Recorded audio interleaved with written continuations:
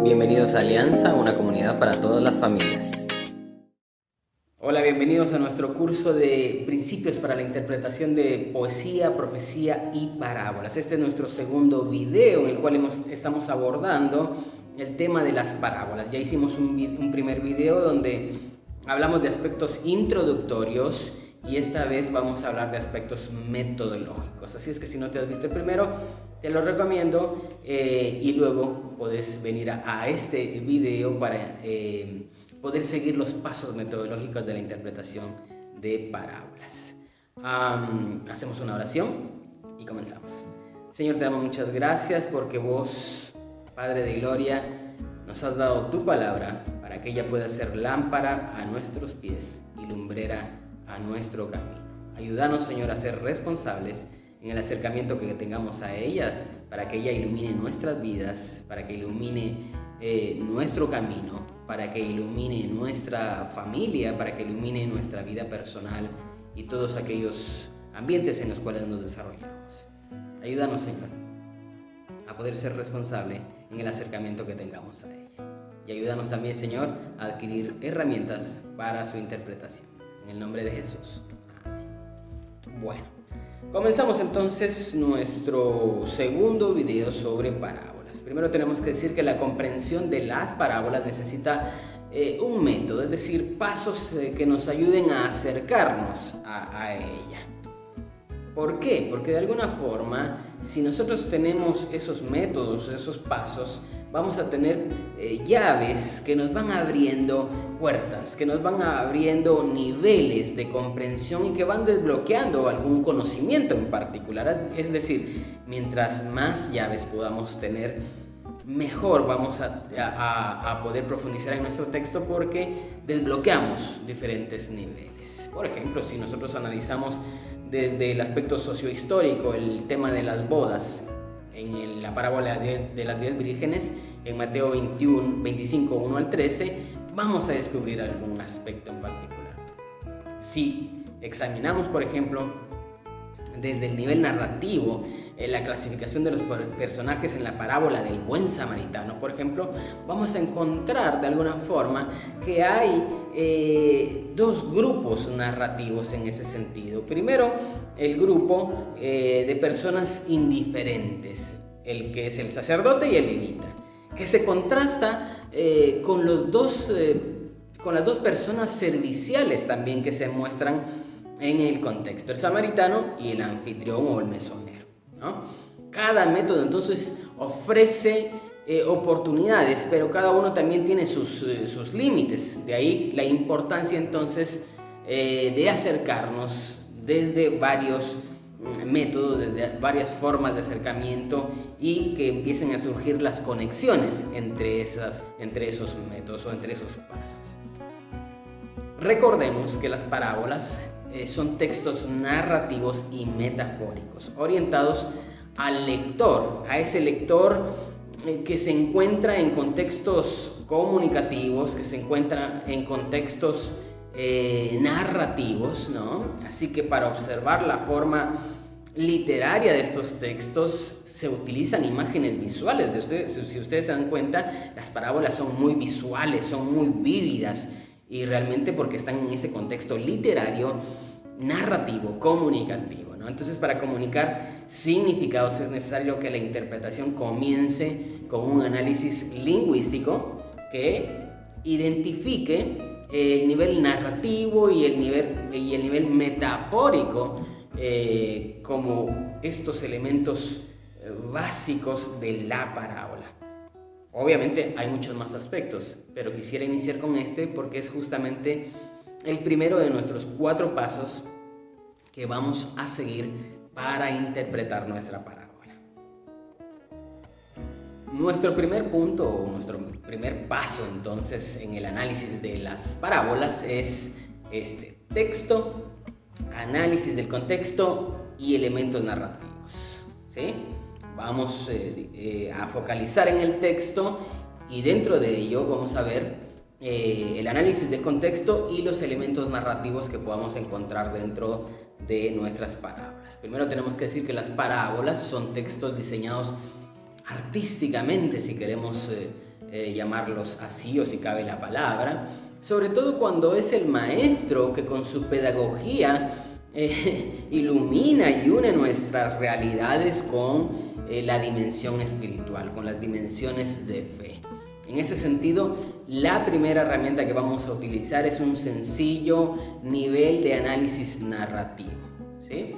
Recordemos que en el análisis narrativo lo que interesa es cómo el narrador o el escritor ensambla y secuencia eventos y en cómo usa el lenguaje también y las imágenes visuales para comunicar una lección de fe en este caso. Así es que para facilitar este paso vamos a seguir una serie de incisos o de numerales que nos sirvan a nosotros de guía y de análisis de la parábola. Entonces vamos a ir dentro de nuestro gran paso mayor, que es este de análisis del contexto y elementos narrativos. Vamos a ver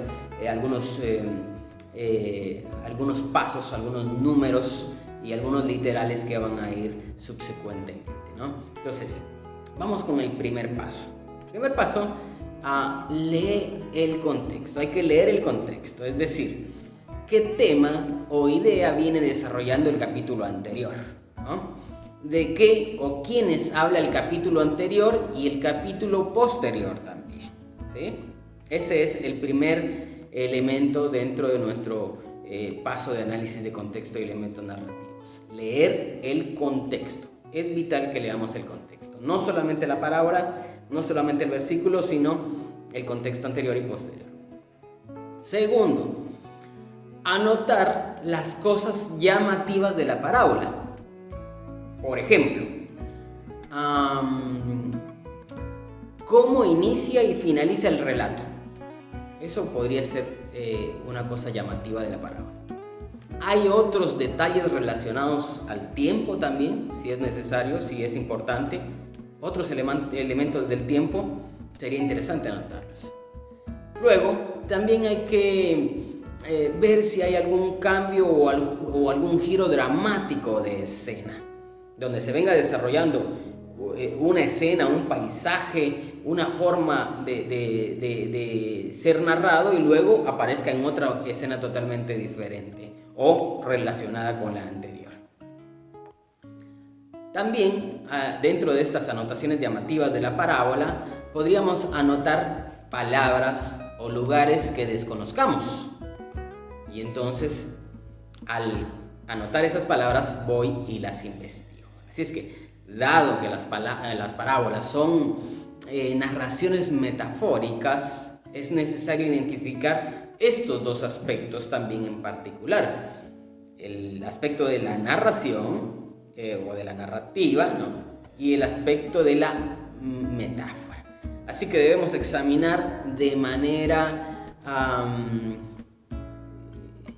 más minuciosa y detallada de cómo se cuenta la historia y qué elementos por ahí no son necesariamente de la realidad, sino que están apuntando al elemento comparativo, es decir, metafórico. Muy bien, recuerda que estamos en este primer paso de interpretación de las parábolas, que es el análisis de contexto y elementos narrativos, ¿sí? Un tercer subpunto, ¿sí?, es anotar los detalles de la forma en que se cuenta la parábola. Te doy ejemplos. Por ejemplo, puedes hacer una lista de los personajes y de la caracterización que se hace de ellos. Es decir, anotar los defectos, los rasgos que representan algo en particular de la naturaleza humana, o sea, de ellos, pero también que se conecta con la naturaleza humana. La relación o diferencia entre personajes también es importante. Luego, podrías también anotar y focalizar en la parábola, ¿no? En qué focaliza básicamente la parábola. Es decir, por ejemplo, en el caso de la parábola del hijo pródigo, el foco, ¿en qué situación está? ¿Está el foco en la situación del hijo pródigo? ¿Está el foco en la situación del otro hijo del padre o está el foco en la actitud del padre hacia sus dos hijos? ¿Dónde está el foco de la parábola? Otro aspecto que puedes tomar en cuenta aquí es cuáles son los niveles de oyentes o lectores de la parábola. Por ejemplo, un primer nivel es quienes escucharon audiblemente a Jesús.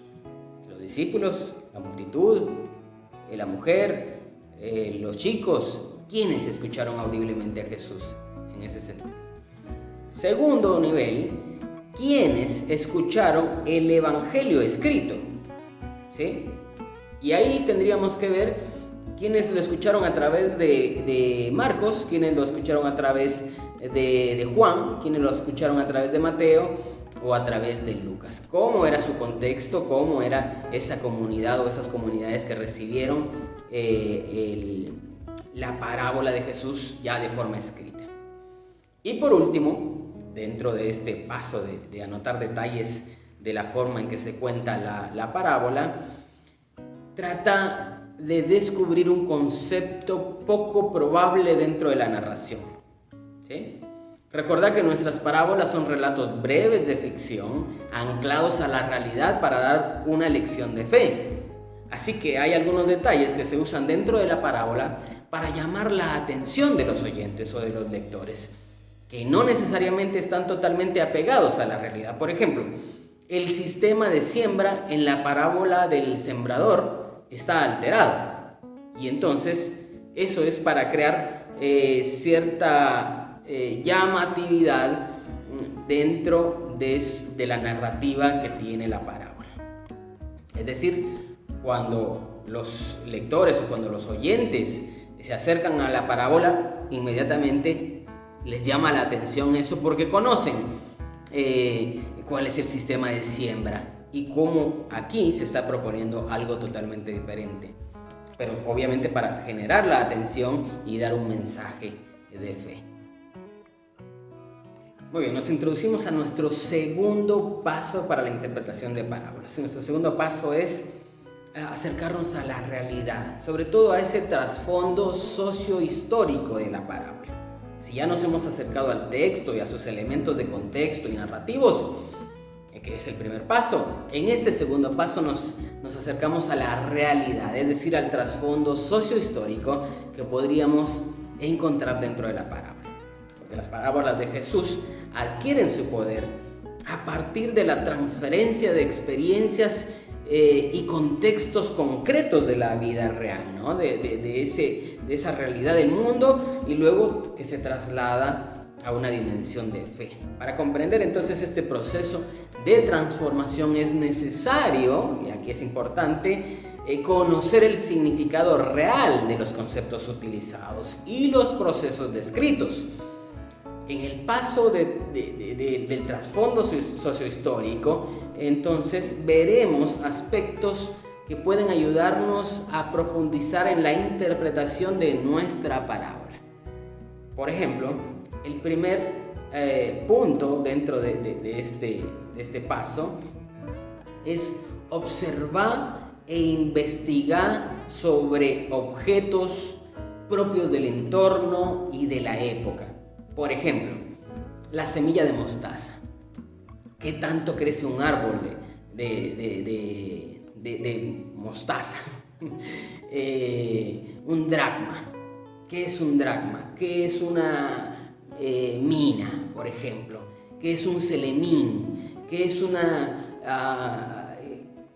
aspectos como la ropa, aspectos como el mar, la roca, ¿no? Todos esos elementos del entorno, que son propios del entorno, son importantes que los observemos, que los anotemos y que los investiguemos.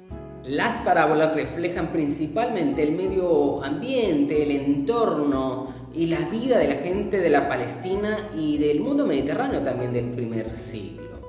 Si queremos entender entonces las parábolas, debemos intentar entrar a ese mundo que nosotros desconocemos, porque no son los mismos elementos que nosotros tenemos actualmente a los que se describen ahí. Si bien es cierto, puede tener alguna conexión. Por ejemplo, el tema de la palabra lámpara, realmente en el original es antorcha, y es muy diferente una lámpara a una antorcha. Así es que consideremos otro punto, por ejemplo, dentro de este segundo aspecto del contexto sociohistórico. Consideremos también observar en el texto e investigar sobre elementos o eventos culturales. ¿Cuáles elementos o eventos culturales me vas a decir vos? Bueno, por ejemplo, fiestas, formas de vestir, formas de trato como la hospitalidad no latinoamericana, la hospitalidad del Medio Oriente, ¿no? Algunas tradiciones culturales en particular, como por ejemplo colocar el anillo o colocar alguna vestidura, etc. Así es que recordemos que nosotros en el video anterior, nosotros vimos que el término moderno de samaritano tiene una connotación positiva. Sin embargo, en la mentalidad judía, en los oyentes judíos de Jesús, la palabra era muy negativa porque se usaba para caracterizar a los extranjeros y forasteros que eran despreciados. Y solo para que tengamos en cuenta eso, también se remonta a siglos anteriores, a elementos históricos, porque los diferentes exilios hicieron que el pueblo judío quedara, algunos en territorio judío, otros se mezclaran con los babilonios, con los asirios. Entonces ahí empezó a haber una división y cierto grupo empezó a pensar en una pureza religiosa que devino en pureza étnica también, algo que podemos ver en los últimos capítulos del libro de Esdras. Así es que hay una carga histórica en ese sentido, y una carga religiosa y una carga cultural. Tercer subpunto acá: observar el texto e investigar sobre los elementos de carácter social. Elementos de carácter social, ¿sí? Por ejemplo, tipo y formas de trabajo. Hay varias parábolas sobre jornaleros y administradores, sobre amos y siervos, por ejemplo en Lucas 19, 12 al 24, que nos ayudan a construir una descripción de la esclavitud, por ejemplo, o del trabajo según los evangelios. También puedes considerar los estratos sociales, pobre, rico. Puedes considerar los imaginarios sociales, cómo se le ve a la mujer, cómo se ve al extranjero, cómo se ve a los niños, cómo se ve a los enfermos. Bueno, creo que aquí tenemos que recordar que estamos ante una parábola, y en ese sentido tenemos que recordar el concepto. Quiero que recordemos el concepto. El concepto de parábola es un relato breve de ficción que relaciona el mundo narrado con la realidad conocida. Es una metáfora o comparación tomada de la naturaleza y de la vida diaria que atrae al oyente por su viveza y singularidad, y deja en el oyente una cierta duda sobre su aplicación exacta, de modo que lo estimula a la reflexión activa y que lo interpela a la práctica de fe. ¿Por qué debemos de recordar el concepto de parábola? Porque tiene elementos de ficción, y si te quedas solo en esos elementos de ficción, podés hacer una doctrina de ellos. Por eso debemos de ir más allá de la información proporcionada en las parábolas, es decir, hay que cotejar con la información histórica, con la información cultural, con la información religiosa del momento. Si bien la información sobre la vida cotidiana en los textos bíblicos es bastante considerable, es de vital importancia considerar fuentes de información arqueológica, histórica o cultural seria que nos ayuden a acercarnos a los textos culturales, sociales, económicos y aún políticos del siglo I para un mayor entendimiento de la parábola en su dimensión real. Porque creo que estamos ante una gran responsabilidad nosotros de interpretar la palabra desde su contexto real. Creo que es súper importante que nosotros podamos acercarnos a ella con gran responsabilidad. Toda la información que obtengas de los pasos anteriores te servirá entonces para iluminar el análisis de las parábolas. Llegamos entonces a nuestro tercer punto o nuestro tercer paso para interpretar las parábolas, y tiene que ver con la tradición, es decir, con la exploración de metáforas y símbolos comunes, que eran comunes para el primer siglo, pero que era una sedimentación que se venía arrastrando, unas tradiciones que se venían arrastrando del Antiguo Testamento, de diferentes culturas, y que llegan a nuestras parábolas. Por eso la importancia de entender esa tradición, de entender esa exploración de metáforas y símbolos comunes que llegaron a nuestras parábolas, pero que vienen de forma tradicional de generación en generación. Así es que tenemos que decir que el análisis de las experiencias reales y de la vida cotidiana como fuente de una metáfora es solo un elemento dentro del proceso de descubrimiento de significado, que es este aspecto que hablábamos en el segundo punto o en el segundo paso de interpretación con el trasfondo sociohistórico. Otro elemento es la identificación de metáforas y símbolos comunes en las comunidades judías y cristianas del primer siglo, y que podrían haber tenido una influencia definitiva en la comprensión de nuestras parábolas. Es decir, hay un sustrato de las tradiciones que eran utilizadas por las culturas para expresar un mensaje. Por ejemplo, el sustrato de lo que hay detrás de la figura de rey, detrás de la figura de pastor, entre otras, ¿no? Así es que hay que comprender que la tradición interpretativa también de la iglesia primitiva a menudo sobreinterpretaba el texto bíblico. En otras palabras, ha sido fundamentalmente alegórica, es decir, que ha buscado asociar elementos como denarios, candelabros, etcétera, a aspectos totalmente alejados de lo que la parábola y el contexto dicen. Por ejemplo, si ustedes le preguntan a alguna persona, algún creyente, algún cristiano con ciertos años dentro del Evangelio, ¿no?, ¿con qué está identificado el ladrón que viene a matar, hurtar y destruir en el libro de Juan, capítulo 10, versículo 10? ¿Qué dirían? ¿Qué responderían? Bueno, correcto, dirían que está identificado con el diablo, ¿no? Sin embargo, nada en el contexto de Juan 10, ni en el capítulo anterior, nos da el indicio de que se refiera al maligno. Entonces, ¿a quiénes se refiere? ¿A quién o a quiénes se refiere, no? Dos pistas aquí interpretativas nos pueden ayudar a saber de quién o quiénes habla Jesús. Primero, que en Juan 18 dice: todos los que antes de mí vinieron, ladrones son y salteadores, pero no los oyeron las ovejas.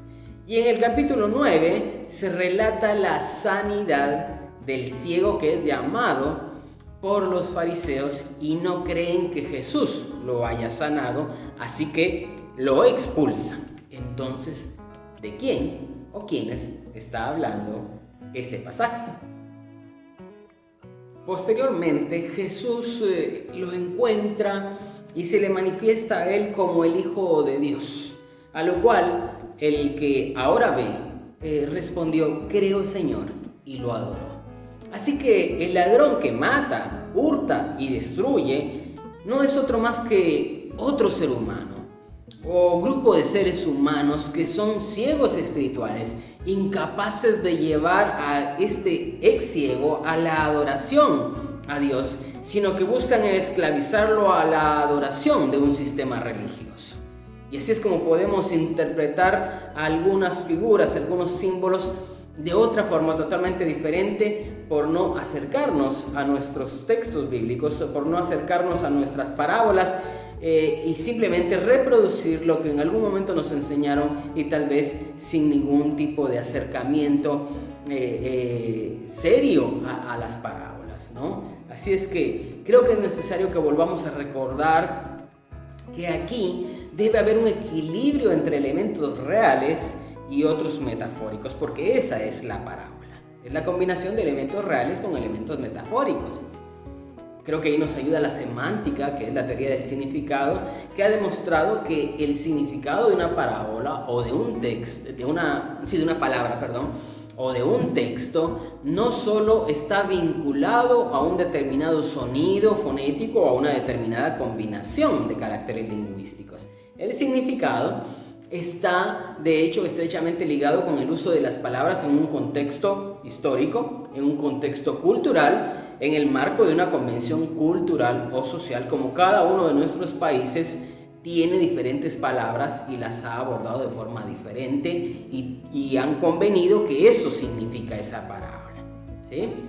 Ahora bien, aunque una metáfora se construye para explicar algo nuevo y desconocido, también es cierto que el texto metafórico requiere un significado fijo tradicional, como lo hemos hablado recientemente, de la convención del significado de las palabras. ¿Por qué? Para ser utilizados dentro de una nueva situación de comunicación, ¿sí? Así es que veamos entonces algunos pasos que nos ayuden a explorar estas metáforas y estos símbolos comunes que probablemente fueron recogidos o son sedimentos de tradiciones anteriores y que necesitamos también entender. Muy bien, recordemos que estamos en nuestro paso de exploración de metáforas y símbolos comunes. Así es que cuando vos estés investigando, cuando estés anotando, creo que será bueno que cuando estés leyendo tu parábola y estés en este punto, en este tercer paso, hagas ciertas preguntas. Primero, ¿hay alguna señal dentro del texto o dentro del contexto que nos indique una transferencia de sentido?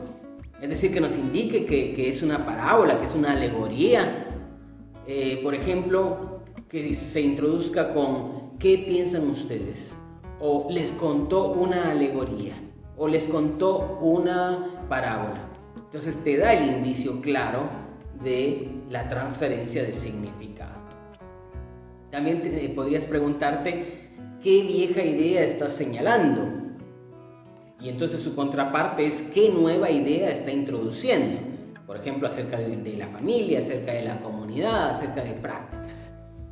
También podrías preguntarte qué significa determinada frase o determinada palabra, como rey, pastor, dinero, agua, porque esas palabras pueden ser símbolos y hacen referencia metafórica a otras cosas, ¿no? Y ahí tendrías que preguntarte también a qué cultura pertenecen. Por ejemplo, el caso de la boda, en la parábola de las 10 vírgenes, ¿qué boda era? ¿Era una boda judía? ¿Era una boda griega? ¿Era una boda romana? También podrías preguntarte qué significado tiene o ha tenido en el pasado, porque no necesariamente el significado que se le da en los evangelios o en un evangelio corresponde a otro evangelio o corresponde a lo que Isaías en algún momento utilizó esa figura, o a lo que Amós en el año 700 utilizó también esa misma figura. Entonces puede haber variado la forma en que se utiliza la figura y eso también hay que analizarlo. Llegamos a nuestro cuarto y último punto, que es el significado, es decir, cómo se abren horizontes de interpretación, porque en la interpretación del significado de la parábola, los pasos anteriores se juntan, se unen, se ponen por escrito, de tal forma que tengan un desarrollo coherente con todo el material que hemos anotado en esos 3 pasos anteriores, ¿no? Muchos intérpretes creen que su tarea de interpretación es inequívoca, plantean un único camino posible de comprensión basado en argumentos lingüísticos o históricos y otros elementos. Y me parece que eso es incorrecto y peligroso creer que podría haber una interpretación santa y única para los textos metafóricos. Sugerir una sola interpretación equivale incluso a un desprecio consciente de la forma que adopta la parábola, de lo que es realmente la parábola. El paso final de interpretación de la parábola debería realmente entonces abrir horizontes de interpretación, no restringirlos, pensando que tuvo en el pasado sus primeros oyentes luego otros.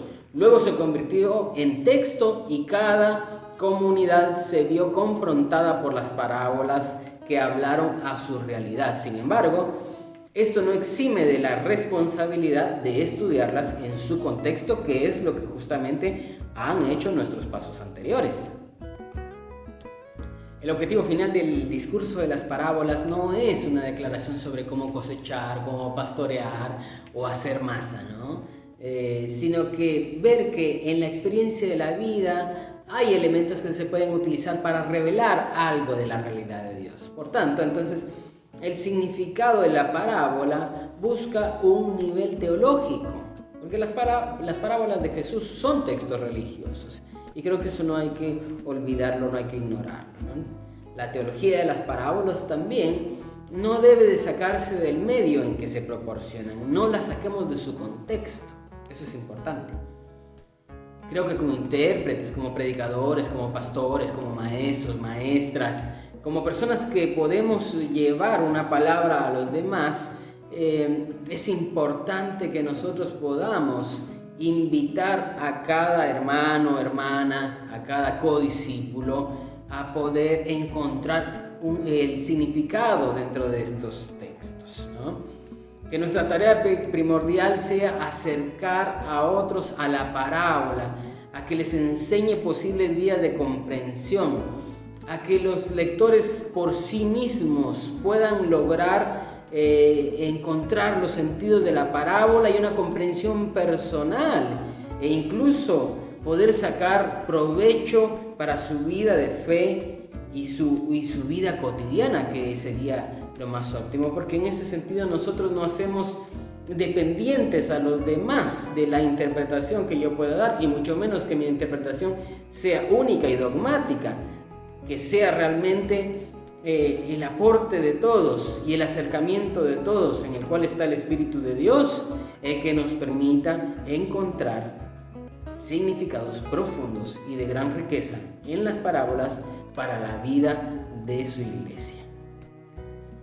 En resumen, interpretamos las parábolas a través de 4 pasos. Primero, nos acercamos al texto, donde vemos los elementos narrativos y el contexto en los cuales se desarrolla. Número 2, nos acercamos a la realidad de las parábolas, es decir, hacemos un mapeo del trasfondo socio-histórico. Número 3, abordamos el tema de la tradición, donde exploramos metáforas y símbolos comunes que han venido de generaciones o de tradiciones anteriores y se han llegado a plasmar en la parábola. Y número 4, establecemos posibles significados, es decir, abrimos los horizontes de interpretación, donde todo lo que ya hemos investigado en los 3 puntos anteriores lo plasmamos de forma escrita, lo escribimos de forma coherente en este 4º y último paso.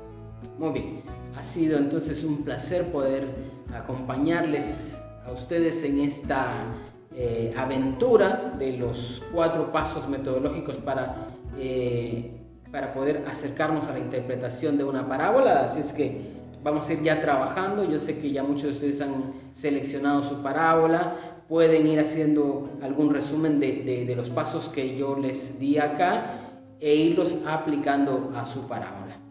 Por lo pronto, nos vemos la próxima semana en una reunión sincrónica vía Meet, donde vamos a estar resolviendo algunas dudas de lo que estuvimos analizando hoy.